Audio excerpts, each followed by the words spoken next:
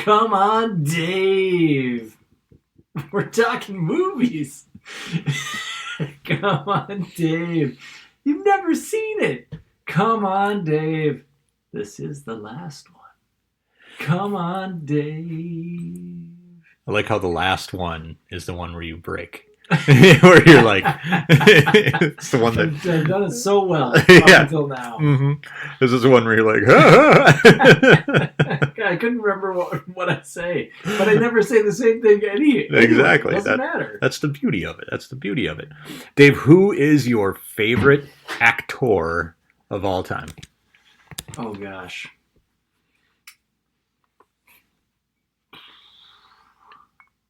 I mean, it's tough because Don't say Tom Cruise.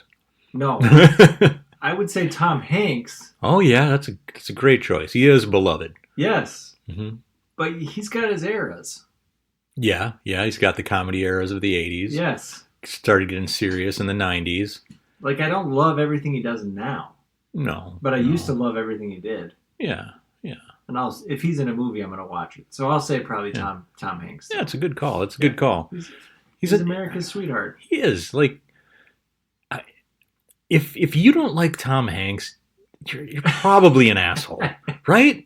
Because he just seems like in general, he seems... What's going on that you don't like Tom Hanks? Yeah, right? Yeah. Like, he just, in general, like, personally, he seems like a good-natured guy. He does fun things with fans, you know. He sees them on the street, and he's like, "Hey, I'm Tom Hanks. Want me to officiate your wedding?" You know, like he just does crazy shit, and I love that about him.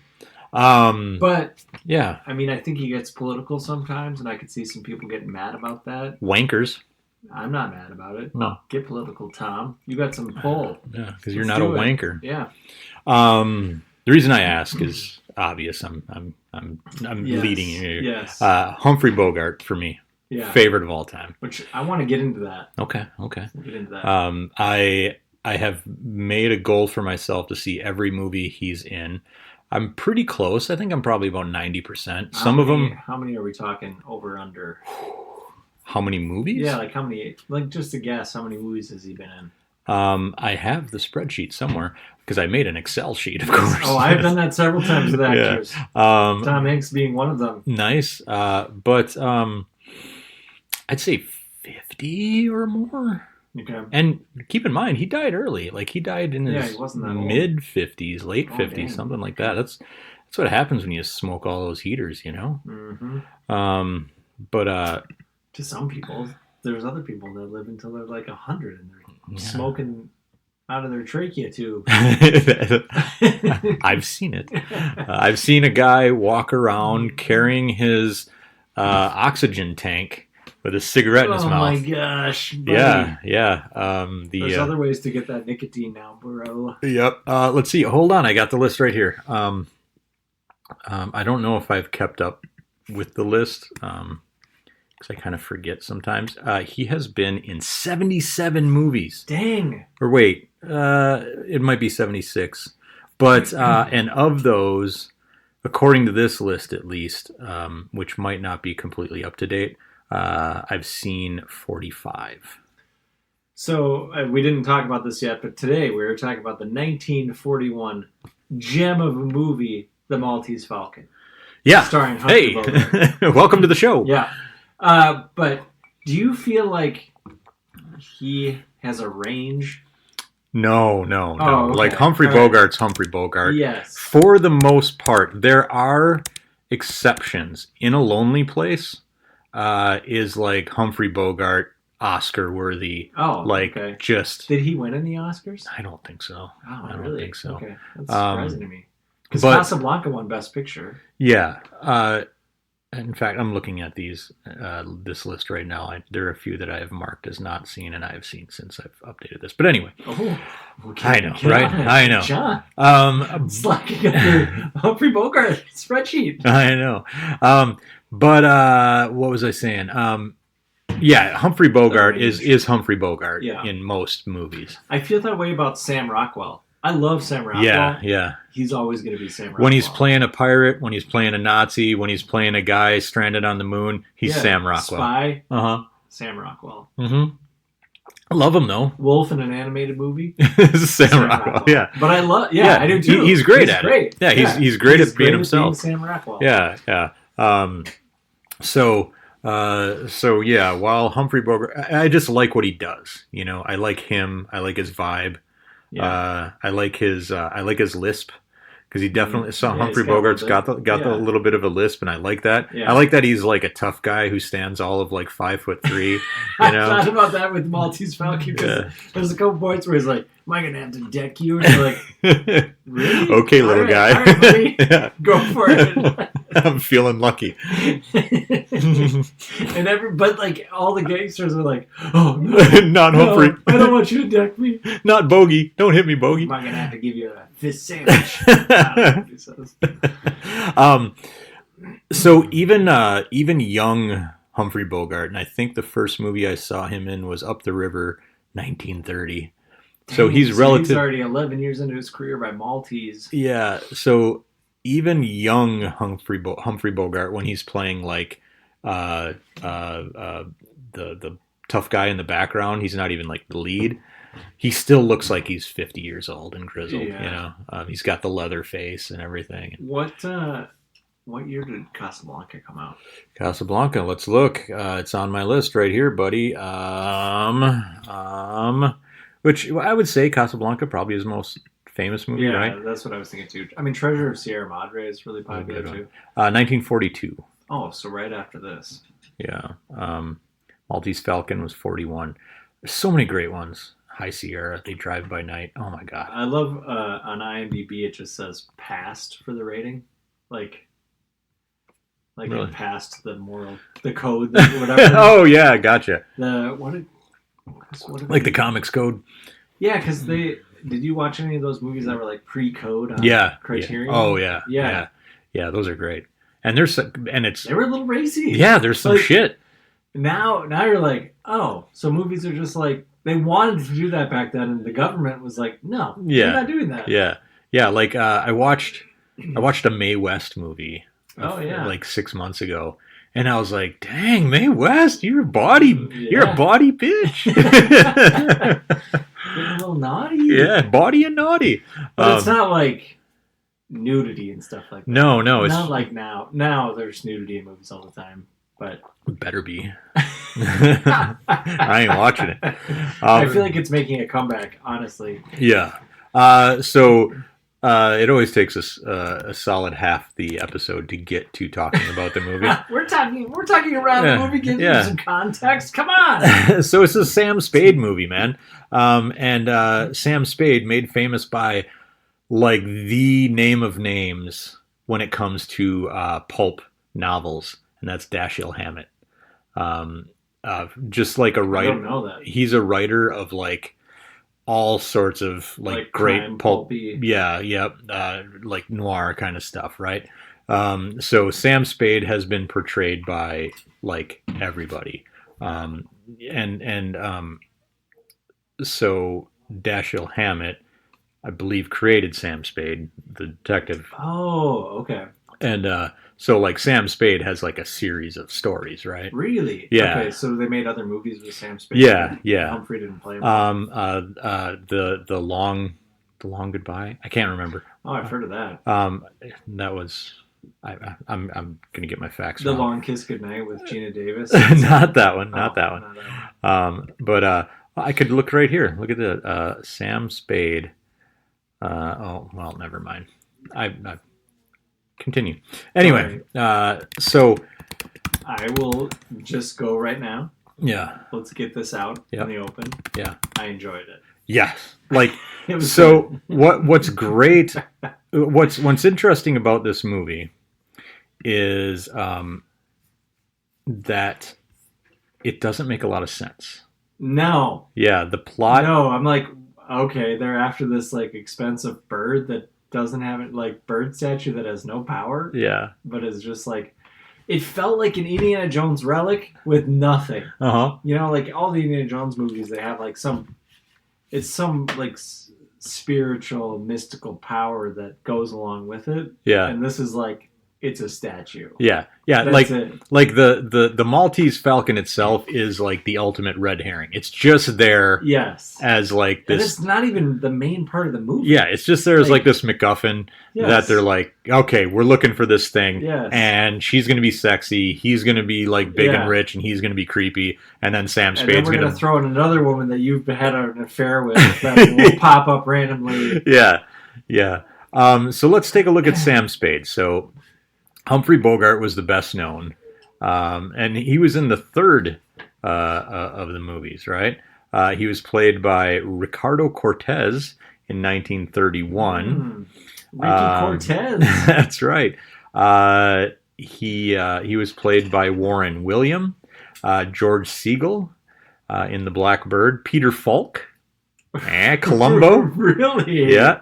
Sorry. That's a hot take. I'm sorry. Sam Spade. Hold on. Correction. That was in Murder by Death, and he played Sam Diamond, which was Diamond Spade. Yeah. Anyway. Yeah. And then let's see, Clive Owen in the television series Monsieur Spade. Really? Yeah. And then the one that I'm looking for, I don't see, and I forget his name, but in 1970. Sorry. Anyway, nobody wants to see me or listen to me read Wikipedia, so we'll move on. No, I do. Start from the top. Yeah, start from the top of Wikipedia. Yeah. Go to Wikipedia homepage. Skip a word. Go.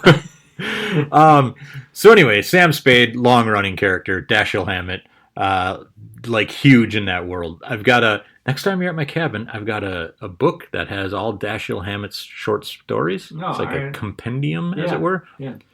Go lay out on the dock and just read a few stories in about 20 minutes. They're quick. Here's a great line from the movie. When you're slapped, you'll take it and like it. That's when he slaps the woman, right? I think it might be. Yeah, I'm pretty sure. Yeah. Well, I don't know. He might slap the guy with the bug eyes. What's his name? Yeah, Igor. It's not Ernest. No. I want to say it's Ernest Borgnine, but it's not. It's a very similar name. Yes. It is. Jesus Christ. Oh, God damn it. But he's such a wormy dude. Yeah, he's been in everything. Peter Lorre. Yes, Peter Lorre. That's what he's been in everything. So, and he was in Casablanca as well. Yeah. So they must have been buddies, that little fish. Fish-eyed motherfucker. So the movie, the plot is kind of nonsensical, and you lose it about halfway through. And I think if I read it correctly, this again, I'm fucking probably making shit up, and I'll do my research more in the future. But I think editing kind of had something to do with this. Like, they were on a schedule, they edited it, they made recuts and shit. I mean, that was part of the notes that I took. Have you ever noticed the music in this movie? Yeah. It's weird. It's like cartoon comedy in some parts. Yeah. Like do. Like not like quite like that. But like, there was one part. So the main bad guy in the movie is the fat man. Yeah. And he comes into the hotel room and it's like weird music that does not fit. Yep. And I was thinking about it. Movies back then, I don't think, had the score like movies do now.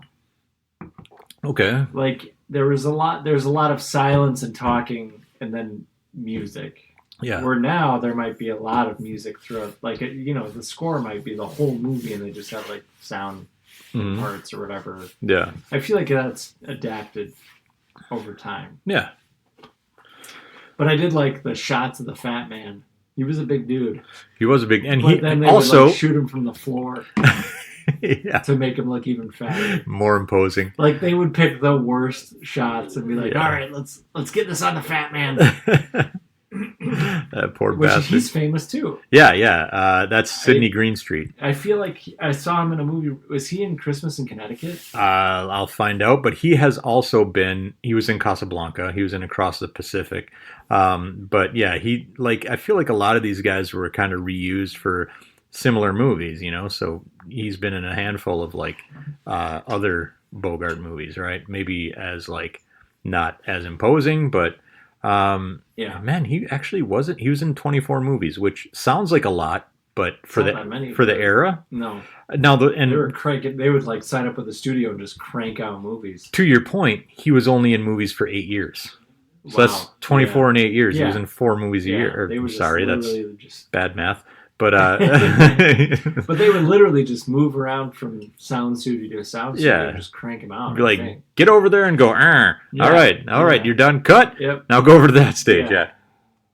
But it's a great movie, despite it being kind of nonsensical, because it has all those great elements. Like he's a private detective.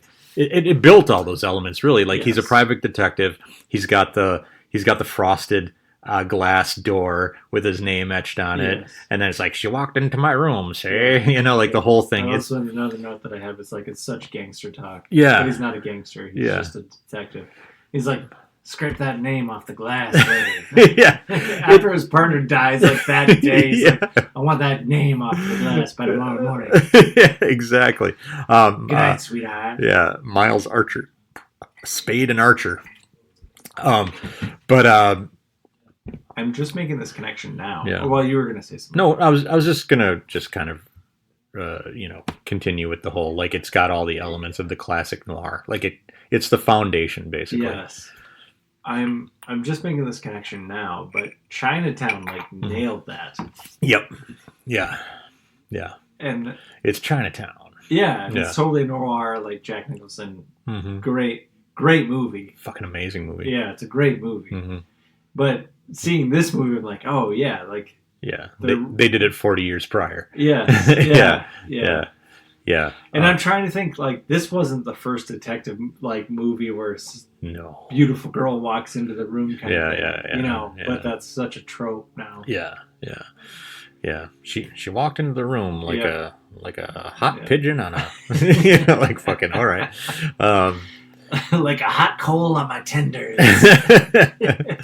But this is like classic Bogart. If you're looking to for sure. I would say, like, I don't know, man. Like, if you're looking to get into Humphrey Bogart, this might be the one to start with. Yeah, I would think so too. I mean, Casablanca is obviously his most known one. Yeah. But I don't think he plays such like a gray character in Casablanca. Does he? I don't remember. No. I mean, I watched that a few years ago, but yeah. I mean, he's a good guy in Casablanca. Yeah, in this movie, he's kind of like, is this dude shady? He's a bit of an asshole. And he is a little bit, right? Yeah, he's lying all the time. No.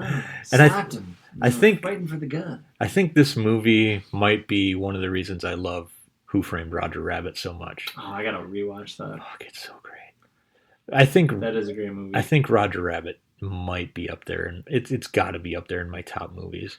Not a family movie to watch, I don't think. No, I don't know. I think it is. Really? Yeah, you can watch this with the kids. I mean, there's Rabbit is the. Yeah, I mean, she just bucks him, Yeah, and she plays patty cake. That's patty cake, like literal patty cake. Yeah, that's right. And the only, I guess, there's the dip at the end. Yeah, or the dip. Yeah. The dip at the end, but. I don't know. It's oh my god. I mean, it's a great movie. That's a quote unquote family movie that I could watch every day. Watch that again. Every day. Years since I've watched that. Every day I could watch that movie. It's on Disney Plus, isn't it? It's got to be. Yeah. Anyway, you know what movie isn't on Disney Plus that I would love to see again? Dick Tracy. Oh yeah. It's nowhere. That's not a Disney. Is that a Disney movie? It was Touchstone, I think, at the time, which is Disney. Owned by Disney. Yeah. Right? Yeah. I don't know that I've ever watched it all the way through. Really? Yeah. Oh man, that was a movie I watched as a kid. Right. Madonna, Warren Beatty. Yeah. Al Pacino. Yeah. I have seen clips of it for sure, and that movie was huge when it came out. Yeah. Like it was. They had playing cards. Dick Tracy playing cards. I had a ton. I also have the novelization or trading cards, I should say, of the movie script book on my shelf.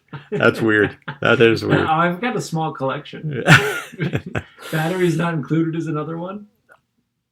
That's amazing. That is a movie that I have not thought of in 20 years at least. It's a great movie. I need to watch it again. I know. I do too. I haven't seen it since I was a little kid. Yeah.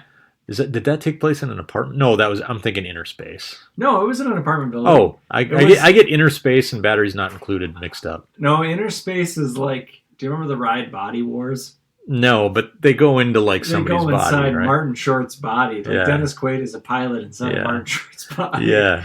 Where we should do a double feature. Yes, we should. Batteries Not Included is this apartment is going to get torn. The apartment building in New York is going to get torn down by some huge conglomerate. Yeah. And there's a diner in the bottom. Yeah. And the people don't want to leave, and these aliens come to kind of like help them, but they're also helping the aliens. Oh, I love this story already. Jessica Tandy's in it. Yeah. Right? Driving Miss Daisy? Yes. Yeah. And she's just as old in that movie, too. I think she was old out of the womb. Oh, man, yeah. I got it on Blu-ray. Oh, yeah. All right. We got to have a double feature. We've got so many movies to watch. I've got the novelization on my shelf. This is a great segue. We've got so many movies to watch. So this is the last episode of Come On, Dave. We've done it. We've gone through the whole list. It only took 2.5 years, but we went through the whole list. Yes. But we're starting a new podcast. Yes. For anybody who cares. All of you. Listen, the two dudes in their basements. We're starting a new podcast. Oh, what an original idea. Two dudes in a basement just having drinks and talking about shit. We're revolutionizing the fucking world. But this is for us, and you guys can listen if you want. So Dave and I are going to pick movies. And we're going to watch them, but we're going to go a little deeper. Come on, Dave. We're just kind of like talking about reflections. Yeah, Come On, Dave. This is the longest episode of Come On, Dave. We're at 21 minutes. Oh my gosh. Yeah. Okay. So, but we're going to go deeper. We're not going to get snobby about it. In fact, as a way to keep us from getting snobby about it, we're going to call it Film Dabblers. Film Dabblers. So these aren't courses in film or anything, but it is going to be a couple dummies probably talking about like actual real films, except for, every now and then. We have a couple things planned where you got some hot for that won't be. It's like 1 week we're going to talk about, I don't know, some Godard film, and then the next week we're going to talk about Porky's. No, I've never seen that. I don't know that I've seen Porky's either. And maybe we'll get my buddy Corey on here, and we can finish our Ernest movies together. There you go. Yeah. There you go. But, so, I'm excited.